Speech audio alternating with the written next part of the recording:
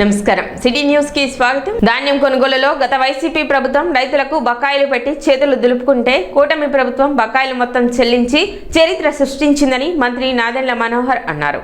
గురువారం తెనాలి జనసేన పార్టీ కార్యాలయంలో విలేకరుల సమావేశంలో మంత్రి నాదెండ్ల మనోహర్ మాట్లాడారు. కూటమి ప్రభుత్వం రైతాంగానికి గతంలో ఎన్నడూ లేని విధంగా చంద్రబాబు నాయుడు, పవన్ కళ్యాణ్ సూచనలతోటి పౌర సరఫరాల శాఖ ద్వారా రైతులకు భరోసా కల్పించమని, వ్యవసాయ రంగం కోసం అనేక సంస్కరణలు తెచ్చామని మంత్రి నాదెండ్ల మనోహర్ తెలిపారు.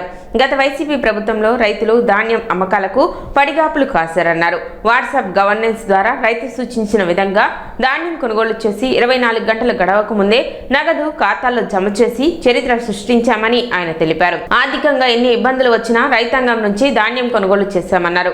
గతంలో వైసీపీ ప్రభుత్వం దళాలు పెద్దలు కలిసి రైతాంగాన్ని నష్టం కలిగించి ఇబ్బందులు పెట్టారన్నారు. గత వైసీపీ ప్రభుత్వం రైతులకు ఏ విధంగా నష్టం చేశారో ప్రతి ఒక్కరూ తెలుసుకోవాలన్నారు.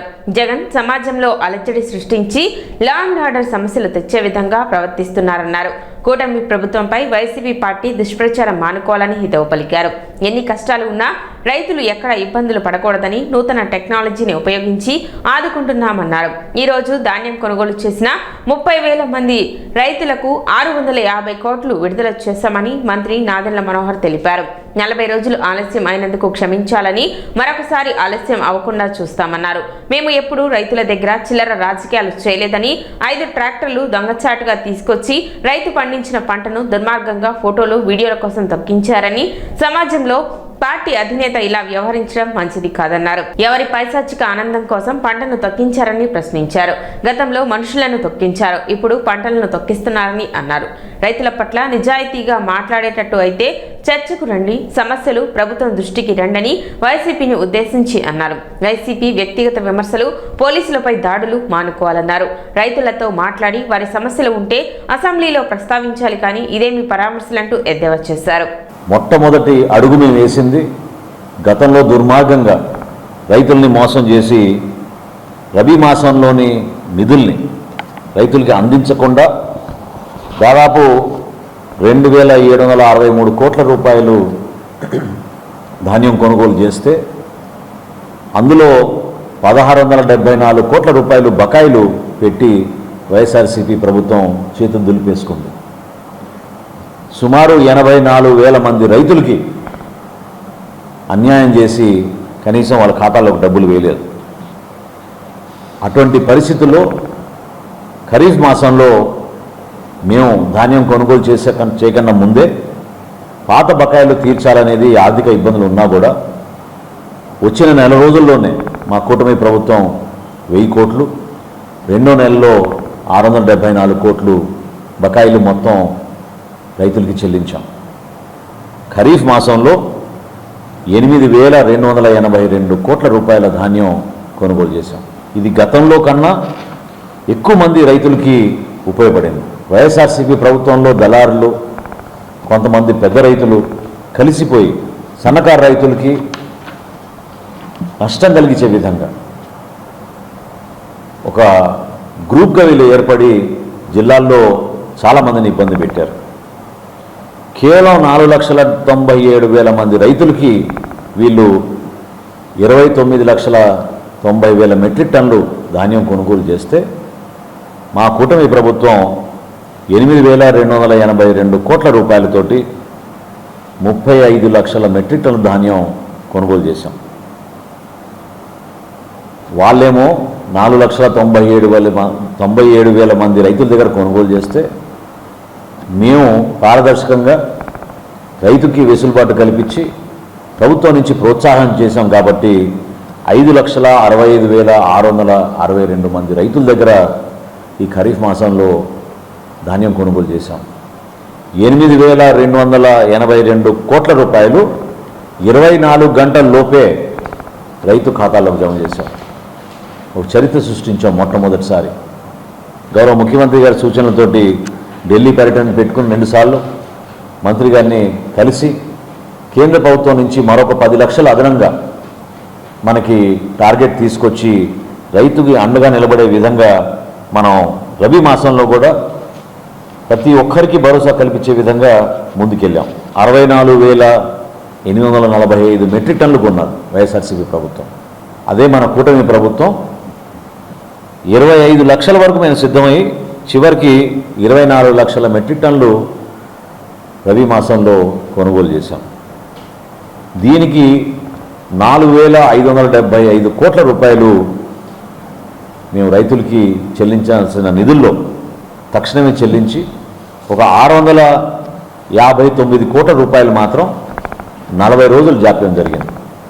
ఎందుకంటే పౌర సరఫరాల శాఖ కార్పొరేషన్ నుంచి 41,000 కోట్ల రూపాయలు అప్పులు చేసి బ్యాంకుల నుంచి అప్పులు తెచ్చుకోలేని పరిస్థితుల్లో తీసుకొచ్చారు. రాష్ట్ర ప్రభుత్వం అనుమతితోటి ఎన్సిడిసి ద్వారా 1000 కోట్ల రూపాయలు లోన్ తీసుకొచ్చి ఈ రోజున సాయంత్రం 4 రైతుల ఖాతాల్లోకి ఈ 659 కోట్ల 39 లక్షల రూపాయలు అంటే సుమారు 30,403 రైతులకి వాళ్ళ ఖాతాల్లోకి జమ చేసి మేము పాత గవర్నమెంట్ పెట్టిన బకాయిలు 1,674 కోట్ల రూపాయలు కలిపితే 14,531 కోట్ల రూపాయలు 79 లక్షల రూపాయలు రాష్ట్ర ప్రభుత్వం మా కూటమి ప్రభుత్వం ధైర్యంగా వాళ్ళు వ్యవసాయం చేసుకునే విధంగా ఒక బాధ్యతతోటి వ్యవహరించి చిత్తశుద్ధితోటి క్షేత్రస్థాయిలో దాదాపు 18,000 మంది అధికార యంత్రాంగం అహర్నిశలు కృషి చేసి 40,000 మంది హమాలీలు 16,000 లారీలు ఈ ప్రక్రియలో అద్భుతమైన కార్యక్రమం చేసి పారదర్శకంగా ఒక అద్భుతమైన కార్యక్రమం చేశాం. రైతులతో పలకరిస్తాం. ఎందుకంటే మనం గౌరవించాలి. దాదాపు 3-4 నెలలు శ్రమించి తన బిడ్డతో పోల్చుకుని రైతు ఆ విధంగా కష్టపడి పండించిన పంటని దుర్మార్గంగా కేవలం ఫోటోల కోసం ఒక వీడియో కోసం నిన్న చిత్తూరు జిల్లాలో 5 ట్రాక్టర్లు ముందుగానే రెడీ చేసి పెట్టుకొని చాటున దొంగచాటున తీసుకొచ్చి ఆయన వచ్చే మార్గంలో మరి ఎవరి పైశాచిక ఆనందమో దీంట్లో నాకు అర్థం కావడం లేదు. జగన్మోహన్ రెడ్డి గారికి పైశాచిక ఆనందమా లేక స్థానికంగా ఉన్న వైఎస్ఆర్సీపీ నాయకులకి స్వాగతం పలికే ఆనందమా? రోడ్డు పైన వాటిని ఆ మామిడికాయల్ని వేసేసి మరొక్కసారి ఆయన రథంలో వస్తున్నప్పుడు తొక్కే విధంగా గతంలో చూసాం మనం. మనుషులపైనే తొక్కారు వీళ్ళు. నిన్న మామిడికాయలపైన ఆ విధంగానే ప్రవర్తించారు. దయచేసి ఈ దుర్మార్గమైన ఆలోచనలు రాజకీయాల్లో ఖచ్చితంగా ప్రశ్నించే మనస్తత్వం మీకుంటే రైతు పక్షాన మీరు నిలబడుతున్నాం, మేము రైతు కోసం నిలబడిన ప్రభుత్వం అని మీరు నిజాయితీగా మాట్లాడితే మీరు చర్చకు రండి. ఎందుకు ధాన్యం కొనుగోలు విషయంలో ఈరోజు ఇంత పారదర్శకంగా ఇంత అద్భుతంగా మేము చేసిన కార్యక్రమం ఏంటి, గతంలో మీరు రైతులను ఏ విధంగా ఆదుకున్నారో నిరూపించండి. చెప్పండి మీరు రాష్ట్ర ప్రజలకి. ఏమాత్రం అంకిత భావం లేకుండా వ్యక్తిగత విమర్శలు, పోలీసులపైన దాడులు, వ్యవస్థలో ఉన్న వ్యక్తులు పార్టీలు మారిపోయినంత మాత్రాన ప్రభుత్వంలో వాళ్ళు మారిపోరు కదా. అదే అధికారి ఉంటాడు రేపటి రోజున కూడా. ఒక ఎస్పీ స్థాయి అధికారిని, డిఎస్పీ స్థాయి అధికారిని బెదిరించడం, అది భయపడించినంత మాత్రాన వాళ్ళ క్యాడర్లో అసభ్యంగా చేతులు నరికేస్తాం, కాళ్ళు తీసేస్తాం. ఇదే మీరు సమాజంలో తీసుకెళ్లాల్సిన మెసేజ్? చెప్పండి. మీలో ఏ మాత్రం చిత్తశుద్ధి ఉన్న రైతాంగాన్ని గురించి రైతు 4 రూపాయలు అదనంగా సంపాదించుకునే విధంగా ఒక ప్రణాళికబద్ధంగా ఒక రాజకీయ పార్టీగా మీరు తీసుకోవాల్సిన బాధ్యత ఏంటంటే రైతును కలవాలి, సమస్య గురించి తెలుసుకోవాలి, మాట్లాడాలి. ఆ సమస్య ప్రభుత్వం దృష్టికి శాసనసభలో వచ్చి మీరు మాట్లాడాలి. మీరు ఆ ధైర్యం చాలదు. ప్రజలు ఇచ్చిన అవకాశాన్ని ఒక శాసనసభ్యుడిగా మీరు ఇక్కడ లేకుండా వర్క్ ఫ్రమ్ హోమ్ కాస్త వర్క్ ఫ్రమ్ బెంగళూరు అయిపోయింది పరిస్థితి.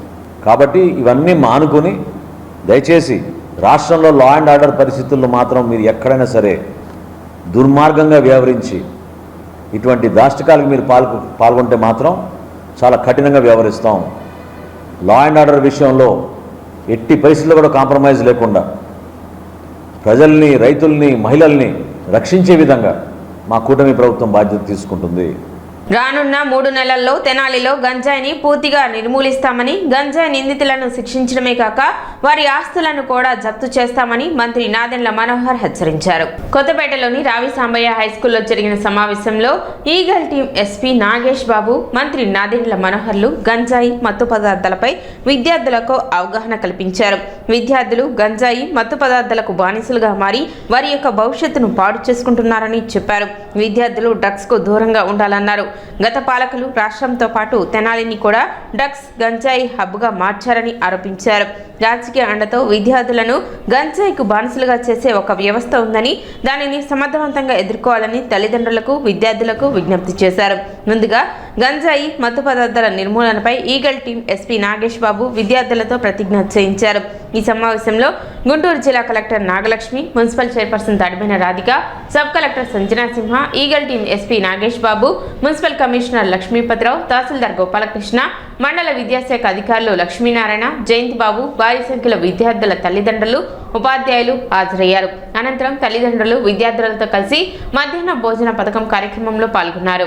పాఠశాలకు వచ్చినప్పుడు ఉపాధ్యాయులు వాళ్ళు అందించే ఆ బోధన, వాళ్ళు స్వార్థం లేకుండా మన క్లాస్లో ఉన్న ప్రతి ఒక్కరు కూడా ఫస్ట్ రావాలి, అందరికన్నా ఎక్కువ మార్క్స్ సంపాదించుకోవాలి, మనకు ఆ రికగ్నిషన్ రావాలనే తపనతోటి సొంత బిడ్డల కన్నా ఎక్కువగా మిమ్మల్ని చూసుకుంటూ అహర్నిశలు కృషి చేస్తారు మన టీచర్స్.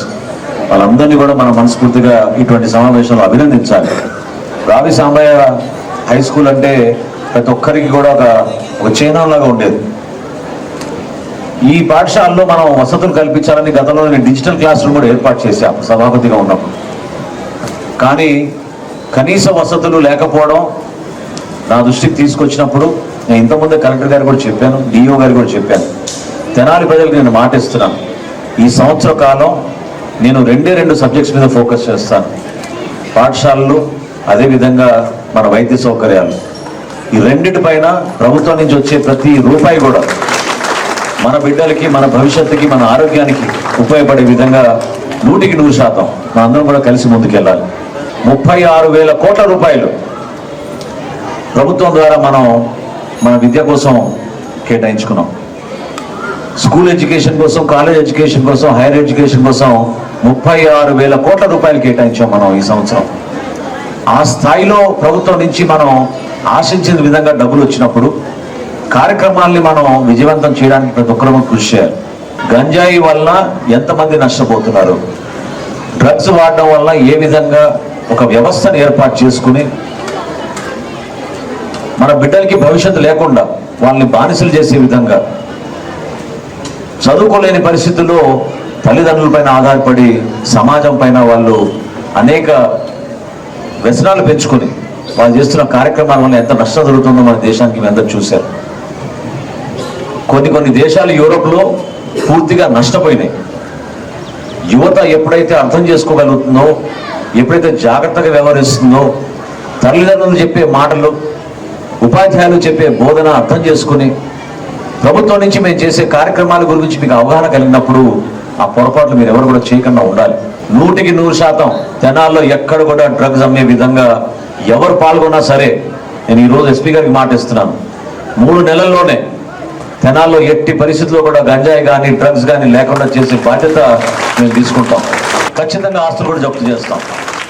వాళ్ళపైన NDPS కింద కఠినమైన సెక్షన్స్ పెట్టి బెయిల్ కూడా రాకుండా కేవలం ఎవరైతే ఈ వ్యవస్థని ప్రాంతాల వారీగా పంచుకుని రాజకీయ లబ్ధి కోసం గతంలో నడిపించారో మీ అందరు చూశారు. ఆ నిర్మూలన జరగాలి, వాళ్ళని కఠినంగా మనం శిక్షించాలి. ఎన్నో ఇబ్బందులున్న ఒక స్పెషల్ ఆర్గనైజేషన్, ఈ డ్రగ్స్ యొక్క డీల్ చేయడానికి ఒక స్పెషల్ ఆర్గనైజేషన్ కావాలి అని ఈగల్ అనే ఒక వ్యవస్థని ఒక IG స్థాయి అధికారిని ఇన్ఛార్జిగా పెట్టి స్థాపించడం జరిగింది.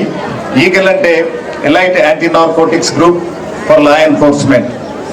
దీని యొక్క ముఖ్య విధి ఏంటంటే ఈ రాష్ట్రాన్ని వీలైనంత త్వరగా డ్రగ్స్ రహిత రాష్ట్రంగా, గంజాయి రహిత రాష్ట్రంగా చేయాలి అనే ఒక ముఖ్య ఉద్దేశంతో ఒక టైం బౌండ్ ప్రోగ్రామ్ ఇచ్చి ఈ ఆర్గనైజేషన్కి మార్గదర్శకాలు ఇవ్వడం జరిగింది. దాని ప్రకారంగానే రాష్ట్రంలో ఎన్ఫోర్స్మెంట్తో పాటు అవేర్నెస్ కూడా ఎక్కడైతే మన స్టూడెంట్ కమ్యూనిటీ ఉంటారో, ఎక్కడైతే మైగ్రెంట్ వర్కర్స్ ఉంటారో, ఎక్కడైతే ఈ డ్రగ్స్ బారిన పడి ఉంటారో వాళ్ళందరికీ కూడా ఇంగానే ఈ పేరెంట్ టీచర్ మీటింగ్ లో పార్టిసిపేట్ జరుగుతూ ఉంది. ఒక టోల్ ఫ్రీ నెంబర్ను కూడా ఇవ్వడం జరిగింది, 1972. అందరూ గుర్తుపెట్టుకోండి, 1972. ఇది సింగిల్ విండో ఇన్ఫర్మేషన్ ఉంటుంది. దీనికి సంబంధించి మీరు డ్రగ్ పెడ్లర్స్ గురించి కానివ్వండి, కింగ్ పిన్స్ కానివ్వండి, ట్రాన్స్పోర్ట్ గురించి కానివ్వండి, అవైలబిలిటీ కానివ్వండి, అలాగే ప్రొడ్యూస్ గురించి కానివ్వండి, మీరు ఇన్ఫర్మేషన్ ఇవ్వచ్చు. అలాగే రీహాబిలిటేషన్ సెంటర్స్, ఒకవేళ డ్రగ్ను బారిన పడిన వారి గురించి రీహాబిలిటేషన్ సెంటర్స్ కానివ్వండి, డి అడిక్షన్ సెంటర్స్ కానివ్వండి, వాటి వివరాలను కూడా మీరు తెలుసుకోవచ్చు. కాబట్టి ఈ నెంబర్ ప్రతి ఒక్కళ్ళు సేవ్ చేసుకొని ఈ రాష్ట్రాన్ని అతి త్వరగా డ్రగ్స్ ఫ్రీ ఆంధ్రప్రదేశ్ గా తీసుకురావడానికి మీరు అందరూ సహకారం ఇవ్వాలని కోరుకుంటూ, తల్లిదండ్రులు ఉపాధ్యాయులు సమిష్టి బాధ్యత తీసుకున్నప్పుడే విద్యార్థుల భవిష్యత్తుకు మంచి మార్గం వేయగలుగుతారని మంత్రి నాదెండ్ల మనోహర్ తెలిపారు. రాష్ట్ర వ్యాప్తంగా 44,000 పాఠశాలలో విద్యాశాఖ ఆధ్వర్యంలో చేపట్టిన మెగా పేరెంట్ టీచర్ మీటింగ్ 2.0 కార్యక్రమంలో భాగంగా తెనాలి పట్టణంలోని రావిసాంబయ్య పురపాలక బాలుర ఉన్నత పాఠశాలలో పేరెంట్ టీచర్స్ మీటింగ్ లో రాష్ట్ర మంత్రి నాదెండ్ల మనోహర్ పాల్గొన్నారు. ఈ సందర్భంగా ప్రభుత్వం అందిస్తున్న మౌలిక సదుపాయాలను నిర్లక్ష్యం చేయకుండా సద్వినియోగం చేసుకోవాలని మంత్రి నాదెండ్ల విద్యార్థులకు సూచించారు. 32 కోట్ల రూపాయలు తల్లికి వందనం కింద తెనాలి నియోజకవర్గంలో అందించినట్లు ఆయన తెలిపారు. వచ్చే మార్చి నాటికి ప్రభుత్వ పాఠశాలలో ఒక మార్పు తీసుకొస్తానని మంత్రి నాదెండ్ల వెల్లడించారు. రావిసాంబయ్య పురపాలక బాలుర ఉన్నత పాఠశాల గతంలో ఎంతో పేరుగాంచిందని, ప్రస్తుతం ఈ పాఠశాలలో చదువులకు అవసరమైన మౌలిక వసతులు కల్పించాలని తన దృష్టికి తీసుకొచ్చారని, దానిని యుద్ధ ప్రాతిపదికన అందుకు మున్సిపల్ నుండి నిధులు కేటాయించాలని అధికారులను మంత్రి నాదెండ్ల ఆదేశించారు. మన పాఠశాలలో తాగునీటి విషయంలో, టాయిలెట్స్ విషయంలో, బిల్డింగ్స్ మరమ్మతు కూడా చేయాలని ఇప్పుడే చెప్పారు నాకు.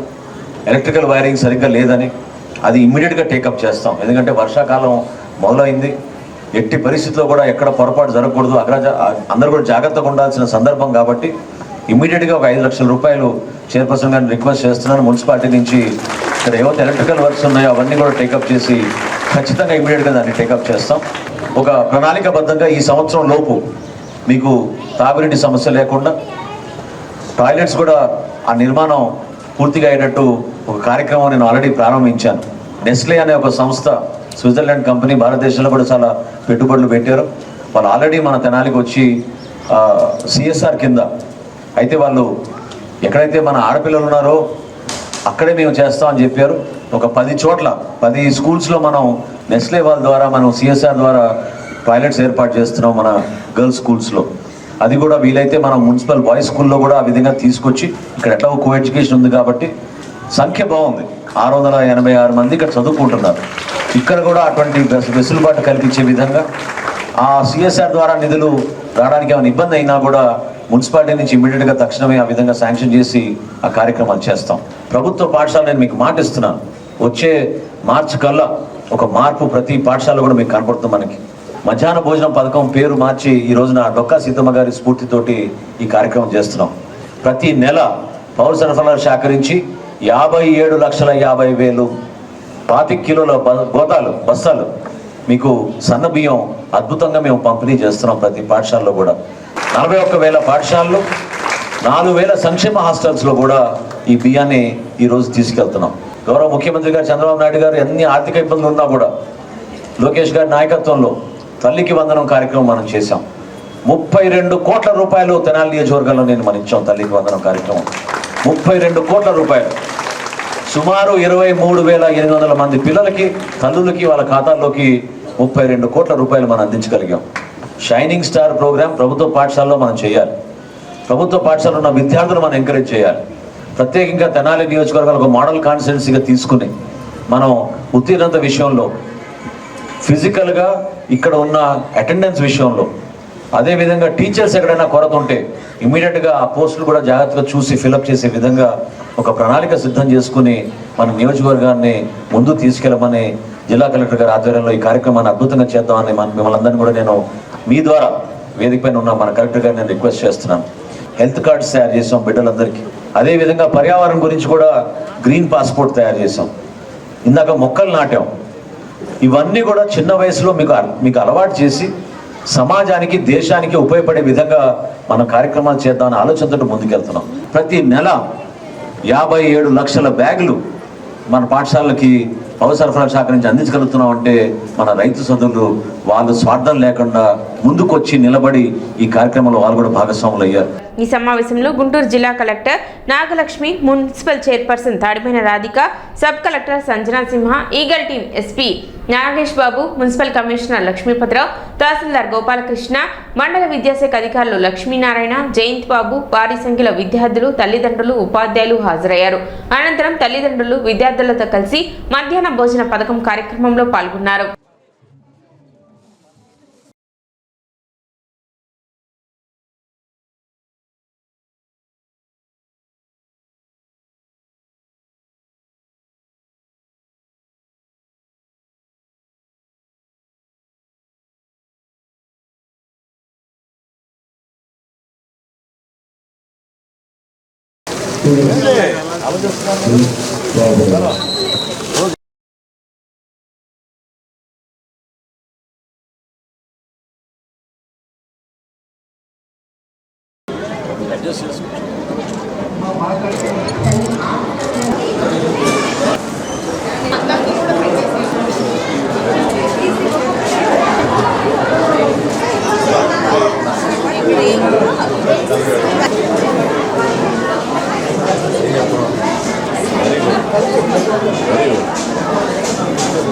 ఇక్కడ మిగిలిపోతుందా ఫుడ్?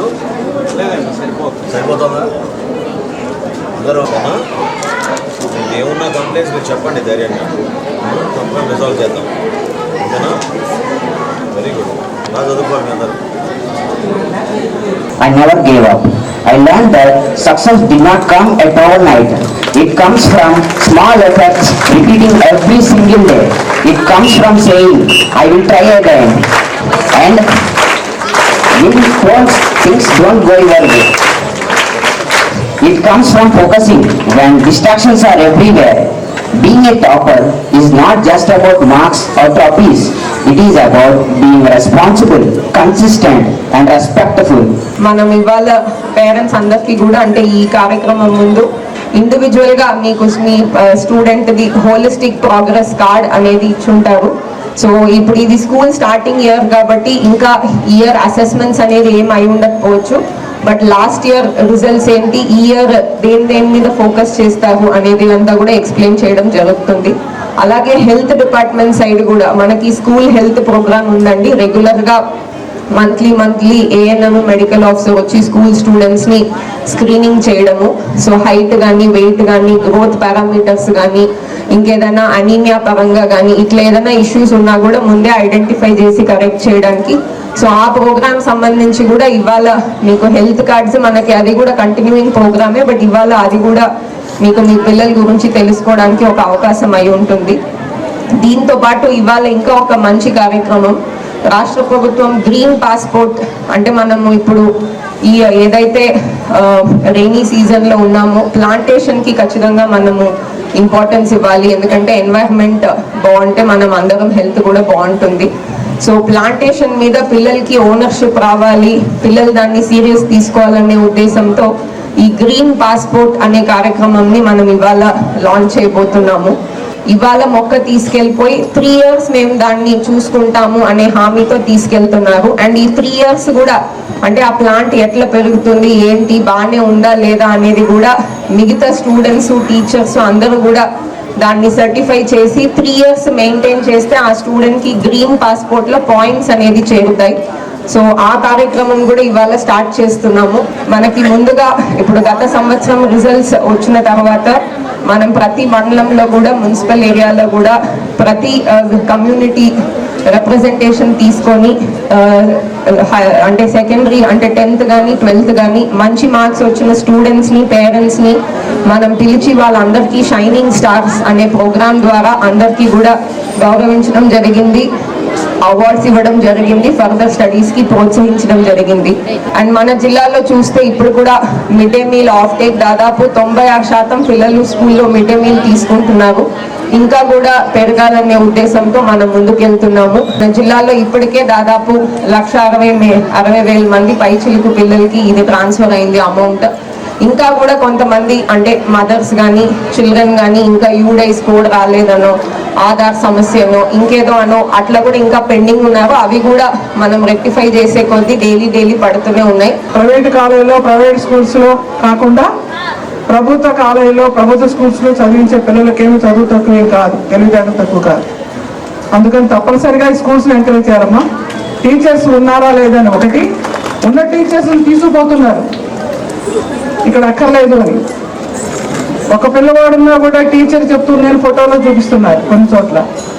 అలా కాకుండా స్కూల్స్ మీద శ్రద్ధ పెట్టి మన స్కూల్స్ ఏదైతే ఉన్నాయో ప్రైవేట్ పరంగా ఉన్న స్కూల్స్ కాకుండా, ప్రైవేట్ కార్పొరేట్ కాలేజీ స్కూల్స్ కాకుండా గవర్నమెంట్ స్కూల్స్లో మన బిడ్డలు చదివే విధంగా మనం తీసుకోవాలని కోరుతున్నాను. పిల్లలు పాఠశాలలో బాగా చదువుతున్నారా లేదా అనేది ప్రతి నెలకి ఒకసారి వచ్చి ఇక్కడ టీచర్స్ని అడిగి వాళ్ళు ఎలా చదువుతున్నారు ఏంటి తెలుసుకుంటే బాగుంటుందని కోరుతున్నాను. అలానే మనకి ప్రభుత్వం వారి తరపు నుంచి ఈ రోజున కొన్ని పథకాలు ఇస్తున్నారు. అలానే తల్లిదండ్రుల కష్టము మన పిల్లల కోసం ఎంత కష్టపడ్డా కూడా అలానే బాగా చదువుతున్నారా లేదా వాళ్ళు ఉన్నత స్థాయికి ఎదగాలనేది ప్రతి తల్లిదండ్రులు ఆలోచించేది కూడా. అలానే ఈ రోజున మన ప్రభుత్వం పాఠశాలలు అలానే ఈ రోజున మన ప్రభుత్వం ప్రవేశపెట్టిన ఈ పథకాలు ఏవైతే ఉన్నాయో అందరికీ అందేలేక కూడా చూస్తున్నారు. కాబట్టి ఈరోజు ప్రైవేటీ కన్నా ఈ రోజున ప్రభుత్వం పాఠశాలలో ఎంతో గొప్పగా ఉందని అందరూ చెప్పుకుంటున్నారు. తెనాలి రామలింగేశ్వరపేట బ్రాహ్మణ వీధిలో చోరీ జరిగింది. బంగారం, కొంత డబ్బులు ఉన్నట్లు కుమారుడు మక్తని ఫణిప్రసాద్ శర్మ తెలిపారు. గత నెలలో తండ్రి మరణించగా నిద్ర కోసం తన తల్లిని విజయవాడలోని తమ బంధువుల ఇంటికి పంపించామన్నారు. స్థానికంగా ఉన్న బంధువులు తనకు దొంగతనం జరిగినట్లు ఫిర్యాదు చేయగా 1 టౌన్ పోలీసులకు సమాచారం అందించినట్లు చెప్పారు. రంగంలోకి దిగిన క్లూస్ టీం వివరాలను సేకరిస్తుంది. రీసెంట్గా మా రామలింగేశ్వర బ్రాహ్మణ వీధండి రీసెంట్గా మా ఫాదర్ చనిపోయారు.